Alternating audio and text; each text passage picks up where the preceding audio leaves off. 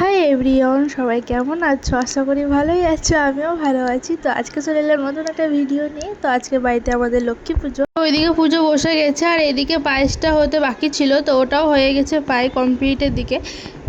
কি করছো? অত চুমু খেতে হয় শোনা।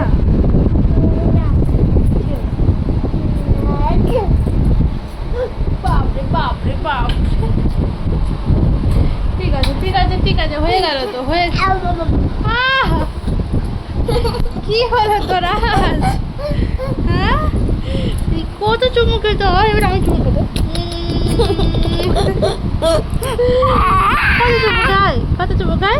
এদিকে বাবুর সঙ্গে দুষ্টুমু করে চলে এলাম রান্না বান্না করে খাওয়ার দিকে। তো আজকে নিরামিষ, যেহেতু লক্ষ্মী পুজো হয়েছে বাড়িতে। তো দেখতেই পাচ্ছ কি কি রান্না হয়েছে। তো চলো খাওয়া দাওয়া কমপ্লিট করে নিয়ে আবার খেয়ে চলে গেছিলাম ওই বাড়ি। শীতলি হলো লক্ষ্মী মায়ের, তো সন্ধ্যাবেলা শীতলি হয়। তো সেখান থেকে এসে বাবুকে দিয়ে দিলাম খেতে। বাবুর খাওয়া দাওয়া কমপ্লিট করার পর আমাদের নিরামিষের ফুচকা, এটা নিয়ে এসেছিলো নিরামিষের ফুচকা। তো আমাদের নিরামিষ ফুচকাই হয় এখানে, তো পেঁয়াজটা দেওয়া হয় না ফুচকাতে। তো তার জন্য নিরামিষের ফুচকা নিয়ে এসেছিলো আর আমরাও খেয়ে নিয়েছিলাম। তো এত সুন্দর টেস্ট, মানে অমায়িক টেস্ট যাকে বলে। আর আজকে একটু বৃষ্টি বৃষ্টি পড়ছিলো, তাই ওয়েদারটাও মানে সুন্দর, ফুচকা খেতে ভালোও লাগছিলো।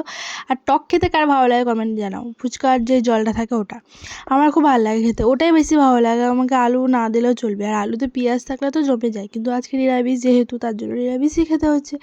তো ফুচকা কার কার ফেভারিট কমেন্টে জানাও। তো ও আমাকে খাইয়ে দিচ্ছিলো। তো সত্যি অসাধারণ ছিল ফুচকাটা, মানে ফুচকাটা একটু কড়মড়ে ছিল, আর কড়মড়ে ফুচকা খেতে আমার খুবই ভালো লাগে। তো স্কুলে আগে গেলেই টিফিনে আমরা আগে ফুচকা খেতাম, আর এটা ছিল স্পেশাল ফুচকা, মানে শেষবেলাতে যেটা দেয় অনেক রকমের মশলা দিয়ে। তো এটাই ছিল আজকের